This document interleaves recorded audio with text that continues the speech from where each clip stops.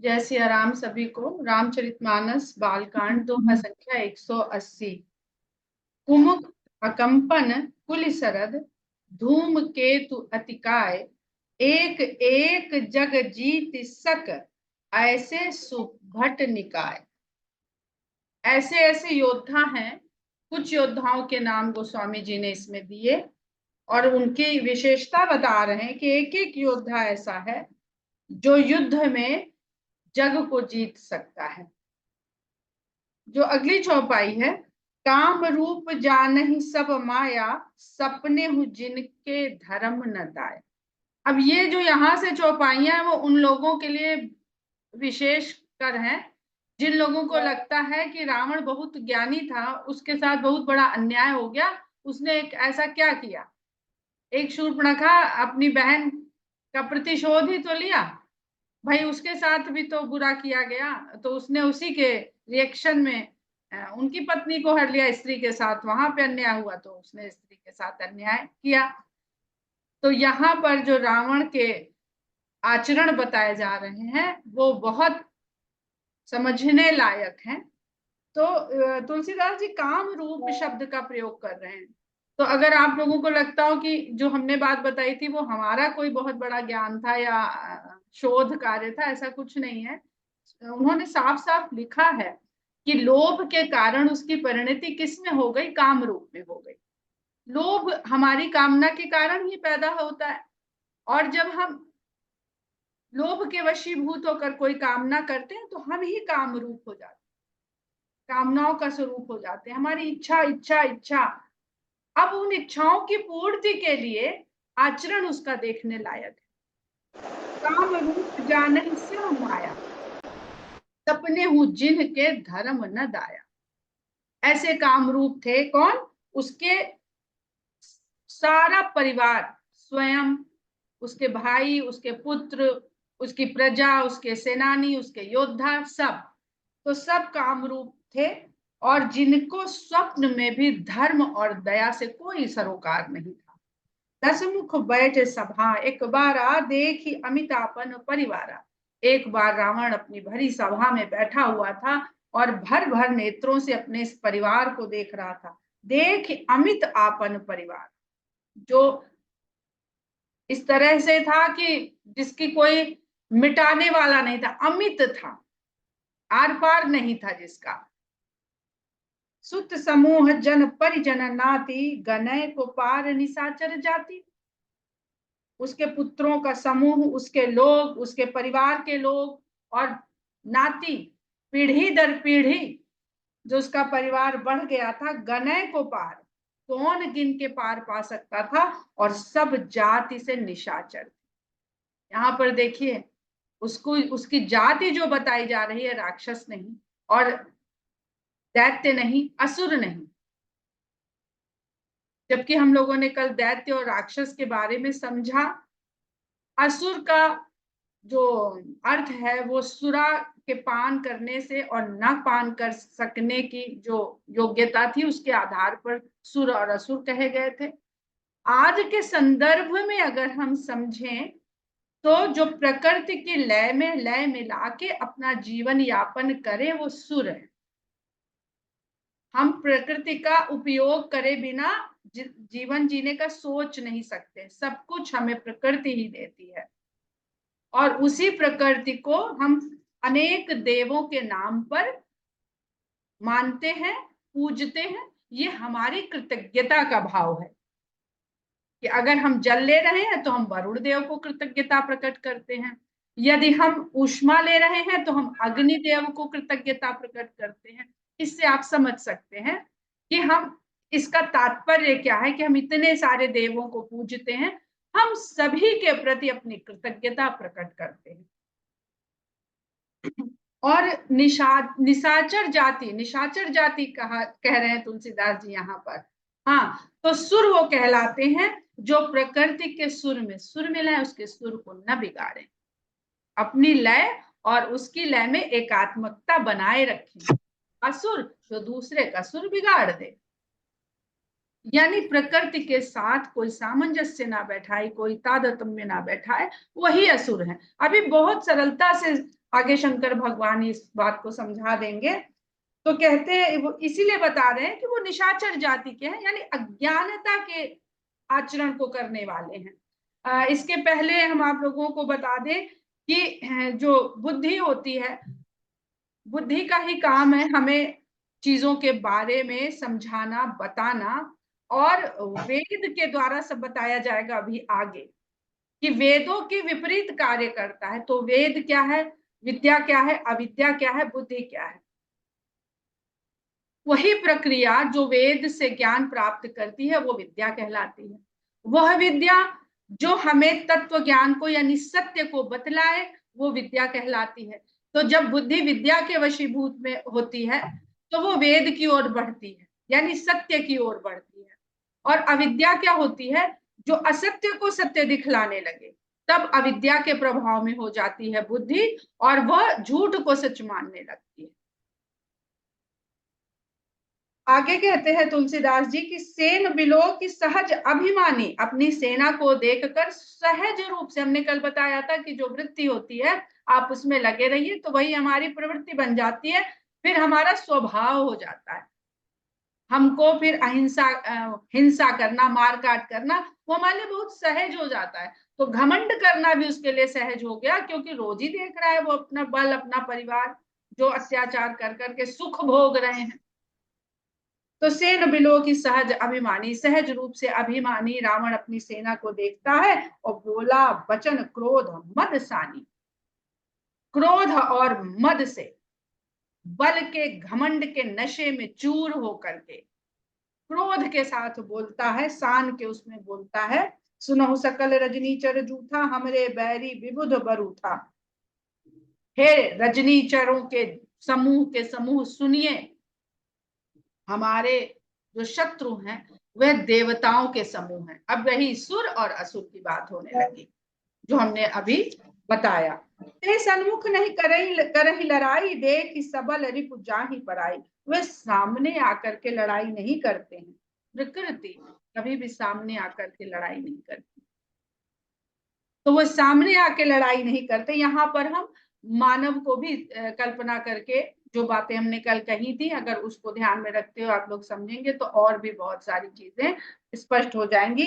देख ही सबल रिपु जाहि पराई, ताकतवर शत्रु को देख करके वो भाग जाते हैं।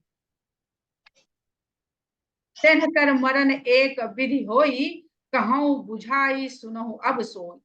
उनका मरना एक ही प्रकार, जो भाग गया उसको कैसे मारेंगे, तो उनका मरना एक ही प्रकार से हो सकता है। मैं वो कहने जा रहा हूं, उसको सुनिए ध्यान से कि द्विज भोजन सराधा, सब कह जाई करो ब्राह्मण भोज, यज्ञ, हवन, श्राद्ध इत्यादि, इनसे ही देवताओं का बल बढ़ता है। जा करके इनमें बाधा डालिए, इनको व्यवधान करिए इन सबके होने में। अगर हम लोग एक सिद्धांत जो कहता है, जो जिसको हम लोग त्रेता युग का सिद्धांत मानते हैं कि जब मंत्रोच्चार के द्वारा यज्ञ इत्यादि किए जाते थे तो जो उसमें आहुतियां दी जाती थी वो जाकर के देवताओं का बल बढ़ाती थी। जब देवताओं का बल बढ़ाती थी तो उस बल, आपने यानी मनुष्य जाति के जो ब्राह्मण वर्ग को इस कार्य के लिए नियुक्त किया गया था सामाजिक वर्ण व्यवस्था के आधार पर, तो उस बल को प्राप्त करने के बदले में वह यज्ञ करने वालों को जिस चीज के देवता होते थे वह प्रदान करते थे। अब रघुवंश पढ़ रहे थे, एक बार पढ़ नहीं पाए, आगे समय का अभाव रहा, थोड़ी लापरवाही हो गई। तो राजा दिलीप के बारे में वहां पर कालिदास जी लिखते हैं कि वह इंद्र को सदा प्रसन्न रखते हैं, इस कारण इंद्र उनको प्रसन्न रखता है। अब यहाँ पर अगर आप ध्यान दीजिए तो हम यदि प्रकृति को प्रसन्न रखते हैं तो प्रकृति हमको प्रसन्न रखती है। सीधी सीधी यही बात है। हम प्रकृति के साथ छेड़छाड़ करेंगे तो वो भी हमसे छेड़छाड़ करेगी। हम अपना जीवन यापन ऐसे करेंगे कि जितना कुछ भी प्रकृति में है, जो जीव जंतु है, जो वनस्पतियां हैं, उनका नुकसान ना हो, तो प्रकृति भी हमको देती रहेगी। हम जंगल काटते जाएंगे, कंक्रीट बनाते जाएंगे, तो क्या हो रहा है, अब हमें ऑक्सीजन की कमी पड़ रही है।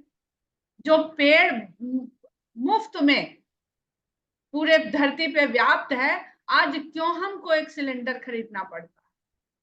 कोविड जैसे उसमें तो कैसी मारामारी मची, तो ये हमने प्रकृति को नाराज किया है, हमने उसके साथ छेड़छाड़ करी है। फिर भी वो दयालु है, क्योंकि जितनी छेड़छाड़ हम करते हैं उतना अभी वो हमको कोप नहीं दिखाती है। आगे बढ़ते हैं कि इन सब में व्यवधान डालिए, क्योंकि ये अगर म्यूट रखिए जिसका जिसका भी खुल रहा है,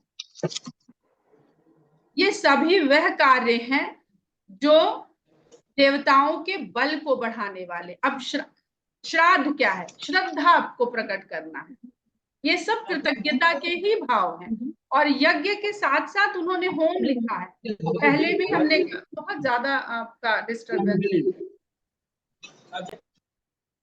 यज्ञ किसी भी बड़े कार्य को कहा जाता है जब उसका निष्पादन होता है, पहले उसकी योजना बनती है, फिर लोग तय किए जाते हैं, फिर उस कार्य को संपादित किया जाता है, उसको ही यज्ञ कहते हैं। इसको हम लोग समझ लेंगे जाकर के बालकांड में ही, जब सीता जी के लिए धनुष यज्ञ की बात आएगी। एक बहुत बड़ा आयोजन है जिसको संपादित करना यज्ञ कहलाता है। क्षुधाहीन बलहीन सुर सहज ही मिली है आई। तो क्षुधाहीन, जब उनको बल नहीं मिलेगा तो बलहीन होते जाएंगे, भोजन नहीं मिलेगा तो बलहीन होते जाएंगे। अब देखिए यहाँ पर अगर हम देखें तो प्रताप भानु का बदला पूरा कर रहा है राम। उसने ब्राह्मणों को न्योता दिया था ना भोजन कराने के लिए, और ब्राह्मणों ने बिना सोचे समझे उसको शाप दे दिया था। तो उस कर्म का यहाँ पर फल भी हो रहा है कि उनका भोजन ही छीन लो। जिनको उसने भोजन तृप्त करने के लिए आमंत्रित किया था, उसका कोई दोष नहीं था, एक लोभ लालसा में पड़ गया था, तो उन्हें पूछना तो चाहिए था। तो वो सब कुछ पलट के ऐसे ऐसे चलता रहता है, कभी हमको समझ आता है, कभी हमको नहीं समझ में आता है। ऐसे में देवता लोग जब निर्बल हो जाएंगे, दुर्बल भी हो जाएंगे, तो वो आसानी से आकर के हमसे संधि कर लेंगे, मिल लेंगे हमसे। तब मारी हूं कि छाड़ी हूं भली भांति अपनाई। मैं उनको अच्छी तरह से अपने पराधीन कर लूंगा, तब देखूंगा कि उनको मारा जाए कि छोड़ा जाए। मेघनाद कहूं पुनिह करावा, दीन ही सिख बल बयर बढ़ावा। फिर उसने मेघनाद को बुलाया और उसको वो शिक्षा दी जिससे उसके भीतर बैर भाव बढ़े।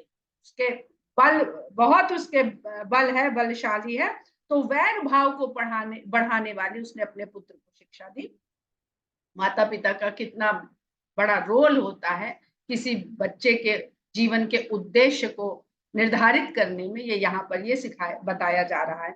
जे सुर समर धीर बलवाना, जिनके लरिबे कर अभिमाना। कहते हैं ये तो उनकी बात हो गई, उनसे तो पूरी फौज हमारी निपट लेगी, जिनको हम दुर्बल कर देंगे, जो जा जाके भाग भाग के छुप गए हैं। लेकिन कुछ ऐसे देवता भी हैं, जे सुर समर धीर बलवाना, जो युद्ध में लड़ने के लिए बलशाली भी हैं और धीरता के साथ लड़ते भी हैं, छोड़ के रण को भागते नहीं हैं। उनको लड़ने में ही अपनी शूरता का अभिमान होता है कि लड़के मरेंगे, भागेंगे नहीं। तिन्हई जीत रन आने सु बांधी, उठी सुत पितु अनुशासन कांधी। जाओ उनके साथ युद्ध करो, रण में जाकर के उनके युद्ध करो और उनको बांध करके यानी बंदी बना करके ले आओ, क्योंकि उसे पता है कि यही जीत के आएगा। और पिता की ऐसी आज्ञा को सुनते ही मेघनाद ने उसको शिरोधार्य किया और तुरंत उठ के चल पड़ा। यही भी सब ही आज्ञा दीन ही आपुन चले गदा कर लीन। इस प्रकार उसने सबको आज्ञा देकर के पूरी पृथ्वी पर भेज दिया और स्वयं गदा लेकर के देखने निकल पड़ा कि इस धरती पर कोई है क्या जिससे मैं अपने लड़ने की प्यास बुझा सकूं। वही प्रवृत्ति वही है, वराह के पीछे भागा था, तो वो कहाँ चली जाएगी? जो इच्छा रह गई अधूरी, वो अगला जन्म लेके आया है और वही अपने बल को तौलने के लिए चल पड़ा है। चलत दशानन डोलत अवनी, गर्जत गर्भ श्रवहि सुर रवनी। उसके चलने मात्र से धरती डोलती है और देवताओं की रमणियों के, पत्नियों के, स्त्रियों के गर्भ उसकी गर्जना सुन करके गर्भपात हो जाता है। रावण आवत सुने सको हा देवन तके में रुगिर खोआ। रावण आ रहा है ऐसा सुनते ही और क्रोध में भर के आ रहा है ऐसा सुनते ही देवता लोग पर्वतगिरी कंदराओं को ढूंढने लगे और जा जाकर वहां छुपने लगे। दिग्पालन के लोक सुहाए सूने सकल दसानन पाए। सभी दिक्पालों के राज्यों में घुसा रावण और सब भाग खड़े हुए थे वहां से। तो सुंदर सुंदर उनके जो नगर थे उसको उसने सुना पाया, उसकी लड़ने की प्यास बुझ नहीं सकी। पुनि पुनि सिंहनाद करी भारी दे देवतन गारी पचारी। और वो वहां से ललकार ललकार के बुलाता है जो भाग खड़े हुए हैं और गालियां देता है कि शायद उसकी गालियों से किसी के तो भुजाएं फड़क उठे, किसी का स्वाभिमान तो जाग जाए और वो उससे युद्ध करने आए ताकि वो अपने अपने लड़ने के भी भूख को पूरा कर सके। रण मद मत्त फिर जग धावा प्रतिभट खोजत कतहु न पावा। रण के लिए मतवाला होके, रण के लिए नशे में चूर होके वो पूरे संसार में दौड़ता फिरा, लेकिन कहीं भी उसने अपने सामने किसी योद्धा को पाया ही नहीं जिससे वो युद्ध कर सके।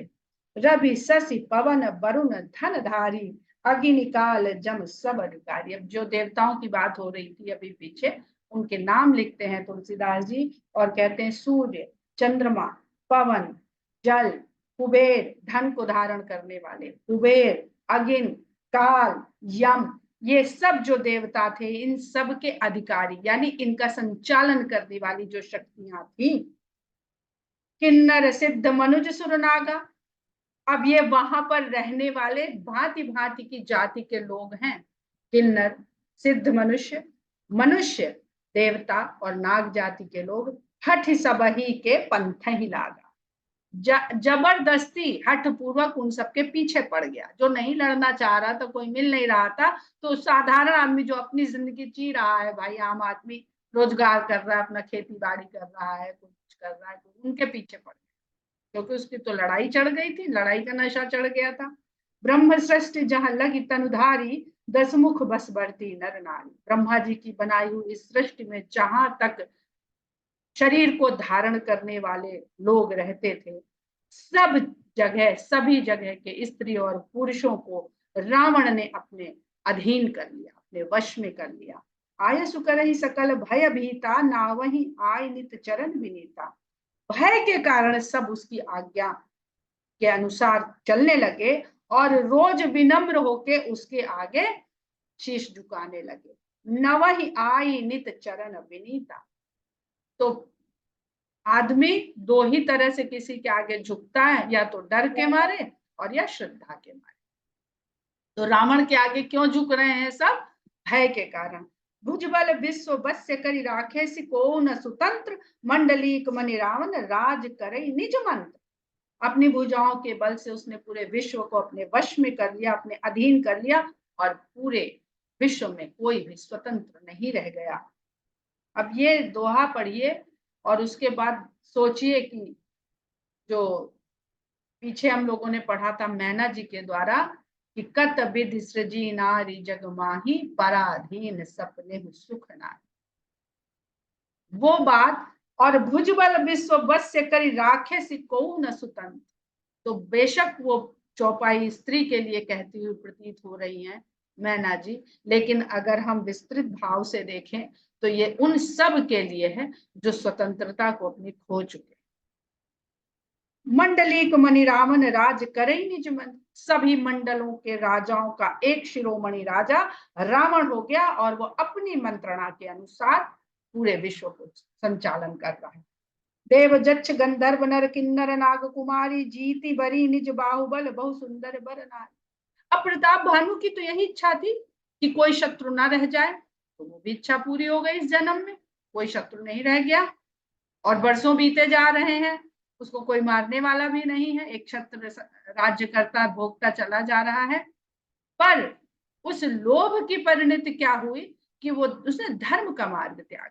वो राजा बना रहता और सबके लिए सोचता हुआ राज्य करता, तो उसको मारने की कोई जरूरत ही नहीं थी। पर इस संसार में ऐसा होता ही नहीं। कोस जन्मा जग माही प्रभुता पाही जाहि मद नाही। स्वामित्व मिलने पर ऐसा कोई है नहीं कि जिसको अपने कुर्सी का मद ना हो जाए, पद का मद जिसे कहते हैं, हो ही जाता है। हालांकि ये चौपाई भरत जी के लिए कही गई है और वहां पर उसके बाद की जो चौपाई है वो बहुत सुंदर है भरत जी के संदर्भ में। देव जच्छ गंधर्व नर किन्नर नाग कुमारी, जीती बरी निज बाहु बल, बहु सुंदर वरना। देवताओं की, यक्षों की, गंधर्वों की, मनुष्यों की, किन्नरों की, नागों की जितनी कुमारी कन्याएं थी और जितनी स्त्रियां थी, उसने जीत लिया, उनका वरण कर लिया अपने बाहुबल से, जितनी भी सुंदर स्त्रियां या कुमारियां। इंद्रजीत सन जो कछु कहूँ, सो सब जनु पहले ही कर रहूं। और इंद्रजीत से जो उसने, अब इंद्रजीत कह रहे हैं, पर इंद्रजीत के साथ साथ वो मेघनाद, एक इंद्रजीत वो हो सकता है जिसने इंद्रियों को अपने वश में कर लिया, जैसे दशरथ जी, जिन्होंने अपनी 10 इंद्रियों को अपने वश में कर दिया। लेकिन ये इंद्रजीत जो है, इन्होंने भी सारे को अपने वश में कर रखा है, लेकिन ये घमंड के नाद से चूर हुए बैठे, रावण के पुत्र हैं, तो ये अत्याचार अधर्म की ओर बढ़े हुए हैं, उसी उसी गुण को करते हुए। तो कहते हैं, किंकर जी बहुत सुंदर बताते हैं कि गुण अवगुण कुछ होता नहीं है, वो किसके भीतर है इसके अनुसार वो गुण और अवगुण बन जाता है। जो बल है वो बाली को अवगुण बना देता है, बाली के लिए अवगुण हो जाता है, और वही गुण हनुमान के लिए सद्गुण हो जाता है। तो गुण और अवगुण कुछ नहीं होता, इसीलिए ईश्वर को निर्गुण कहा जाता है। जब मनुष्य के भीतर वो गुण प्रवेश करता है, तो उसके आचरण के द्वारा वह गुण जो होता है अच्छाई या बुराई की विशेषता को प्राप्त करता है। इंद्रजीत से उसने जो कुछ कहा था वो उसने पहले ही, यानी उसके आज्ञा देने की देर थी और मेघनाद ने वो सब कुछ करके दिखा दिया उसे। प्रथम ही जिन कहूँ आयसु दीन्हा, तिन कर चरित सुनहु जो कीन्हा। और पहले उसने जिन लोगों को आज्ञा दी थी कि ऐसा ऐसा करो, जाके जरा उनकी करतूते भी सुन लीजिए। देखत भीम रूप सब पापी, निश्चर निकर देव परितापी। ये जितने भी राक्षसों की सेना उसने भेजी थी, सब भीम काय थे, विशाल शरीर वाले थे, और निशिचर निकर देव परितापी, देवताओं को कष्ट देने वाले थे, उनको परिताप, उनको परितप्त करने वाले थे, सब निश्चर थे। करहि उपद्रव असुर निकाया, ये असुरों के जो समूह थे, ये चारों ओर उपद्रव करते फिरते थे, और नाना रूप धरे ही करी माया, अनेक अनेक रूप धर लेते थे, बड़े मायावी थे, तो अनेक रूप धर करके सबको कष्ट पहुंचाते थे। जय विध होई धर्म निर्मूला, सो सब करहि वेद प्रतिकूला। जिस कार्य को करने से धर्म जड़ से समाप्त हो जाए, वेदों में कही हुई हर बात जो धर्म के आचरण बताई गई थी उसका उल्टा कर। अब वाम पंथ का भी जिक्र तुलसीदास जी ने एक जगह, एक दो जगह किया है, उस शब्द का प्रयोग किया है। तो वाम पंथ क्या है कि जो वेद में कहा गया है उससे उल्टा जो करे। उसमें कोई ये नहीं है कि जो हम मंदिर जाते हैं तो हम दक्षिण पंथी हैं, मंदिर नहीं जाते तो हम वामपंथी। और वेद केवल एक बात कहता है कि यह संसार भगवान का है, ईश्वर का है, हमें इस संसार को उनका दिया हुआ भाग समझ के कृतज्ञता के साथ यहाँ जीवन यापन करना चाहिए, किसी को कष्ट नहीं देना चाहिए। एक ही धर्म बताते हैं तुलसीदास जी की, परहित सरिस धर्म नहीं भाई, और पर पीड़ा सम नहीं अधमाई। तो यहाँ पर किसी इसमें नहीं जाइएगा कि वेदों ने ये कह दिया, वेदों ने कह दिया। वेद एक ही बात कहता है कि सब कुछ ईश्वर का है। जही जही देश धेन द्विज पावई। अब देखिए तो समकालीन परिस्थितियों का कितनी अच्छी तरह से तुलसीदास जी यहाँ पर वर्णन कर रहे हैं। जही जही देश धेन द्विज पावई, जहां जहां भी जिस जिस स्थान में वो गाय और ब्राह्मण पाते थे निशाचर लोग, नगर गांव पुर आग लगा वहीं, पूरे के पूरे नगर और गांव में आग लगा देते थे। अगर इस इन स्थितियों को आप पढ़ना चाहते हैं आधुनिक काल में, तो बंकिम चंद्र चट्टोपाध्याय की आनंद मठ पढ़िए। वो बिल्कुल आंखों देखा, क्योंकि वो, आप ये नहीं कह सकते हैं कि भाई इन्होंने तो कल्पना से लिख दी है। उसको पढ़िए वो पहला जो क्रांति या विद्रोह जो हुआ वो सन्यासियों के द्वारा हुआ। तो उसको पढ़िए अगर आप लोग इस स्थितियों को सजीव देखना चाहते हैं, समझना चाहते हैं। शुभ आचरण कतहु नहीं होई, देव विप्र गुरु मान न कोई। कहीं भी कोई शुभ आचरण नहीं करता है, देवता को, ब्राह्मण को, गुरु को कोई मान नहीं देता है। सब अपना अपनी जान बचा लें, अपना भोजन कैसे भी जुटा लें, बस। नहीं हरि भगत यज्ञ तप ज्ञाना, सपने हो सुनिए न वेद पुराना। न भगवान की भक्ति कहीं रह गई है, न कोई यज्ञ, न तप, न ज्ञान, और सपने में भी कोई वेद पुराण को नहीं सुना। जप जोग विरागा, तप मख भागा, श्रवण सुनई दस सीसा। आपुन उठि धावई, रहै न पावई, धरि सब खाल ही खीसा। अस भ्रष्ट अचारा, भा संसारा, धर्म सुनिय नहीं काना। कही बहु विधि त्रासई, देश निकासई, जो कह वेद पुराण। जब योग, वैराग्य, तप, यज्ञ, ये सब रावण को सुन सुन करके भाग खड़े, क्योंकि वो उनको मार डालता था। आपुन उठ धावई, रह न पावई। जहां भी रावण सुनता कि इस तरह का आचरण हो रहा है, स्वयं उठ करके जाता था और सबको पकड़ पकड़ के मार देता। ऐसा भ्रष्ट आचरण संसार में फैल गया था, और धर्म की बात तो कानों से सुनने को भी नहीं मिलता, आचरण तो दूर गया। कहीं बहुविध त्रासई, देश निकासे, जो कह वेद पुराना। और जहां किसी को भी वेद पुराण का पाठ करते जान भी जाए, तो जा करके उनको अनेक प्रकार से कष्ट देता। तो हम देख रहे हैं कि हिरण्याकश्यप का जो जैसा आचरण रहा, वो वैसा ही कुछ आचरण रावण भी कर रहा है। बरन न जाई अनीति, घोर निशाचर जो करे। ये घनघोर निशाचर जिस प्रकार अनीति पूर्वक जीवन फैला रहे हैं, उसका वर्णन नहीं किया जा सकता है। हिंसा पर अति प्रीति, तिनके पाप ही कवम मित। जिनको हिंसा से ही प्रेम हो, उनके पापों का बखान कहाँ तक किया जा सकता है, उन्हें उसी में मजा आता। बाहे खल बहुचोर जुआरा, जे लंपट पर धन परदारा। मान ही मातु पिता नहीं देवा, साधुन सन करवा वही सेवा। जिनके यह आचरण भवानी, ते जाने निश्चर सब। शंकर भगवान के द्वारा तुलसीदास जी ने निशाचर की पूरी परिभाषा कर दी। ये ढूंढने ना निकल पड़ना कि कौन से जंगल में, कौन से नगर में, कौन से राज्य में निशाचर, बिल्कुल सीधा सरल लिख दिया कि बहुत प्रकार के दुष्ट चोर जुआरी बढ़ गए, जो आचरण में लंपट थे, जिनका दूसरे के धन और दूसरे की स्त्रियों में सदा आसक्ति रहती थी। माता पिता देवता किसी की भी न मानते थे, न सुनते थे, और साधुओं के द्वारा अपनी सेवा करवाते थे। हे भवानी, जिसके भी ये आचरण देखना, उन्हीं सब प्राणियों को निशाचर माने। अतिशय देख धर्म कै गलानी, परम सभीत धरा अकुलानी। इस प्रकार जब अत्यधिक अधर्म बढ़ गया, धर्म को ग्लानि होने लगी। अभी हम लोग कुछ कुछ अखबार में या टीवी की न्यूज में या सोशल मीडिया पे देखते हैं कुछ खबरें, तो लगता है अरे भाई ऐसा भी कैसे हो सकता है।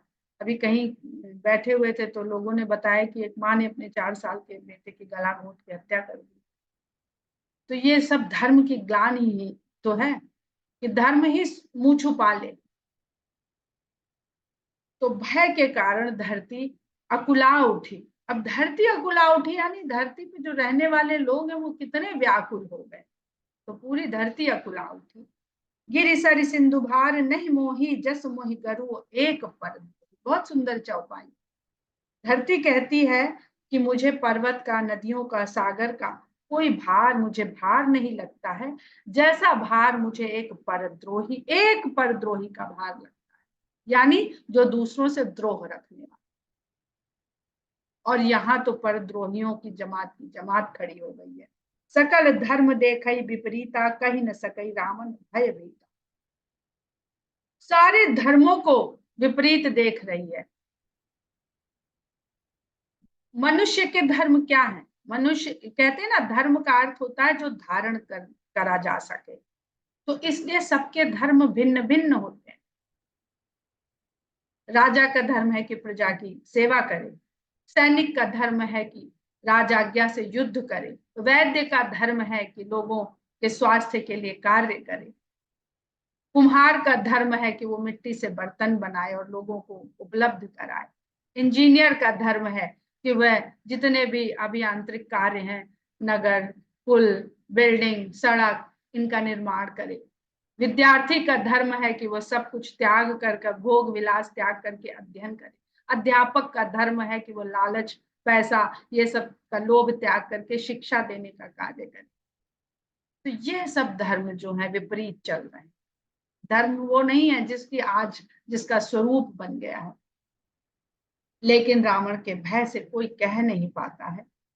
धेनु रूप धर हृदय विचारी, गई तहां जहां सुर मुनि झारी, निज संताप सुनाए सिरोई, काहू ते कछु काज न होई। सुर मुनि गंधर्वा मिल करि सरबा, गे बिरंच के लोका, संग गोतनुधारी भूमि विचारी, परम विकल भय शोका। ब्रह्मा सब जाना मन अनुमाना, मोर कछु न बसाई, जा करी तय दासी सो अविनाशी, हमरे तोर सहाय। बहुत सुंदर छंद है और बहुत सुंदर प्रार्थना है। धरनि धरहि मन धीर, कह बिरंच हरिपद सुमिरु, जानत जन की पीर, प्रभु भंजिह दारुण। इसका हम लोग कल अध्ययन करेंगे, कल समझेंगे। आज का समय पूरा हो गया है। जय सिया राम।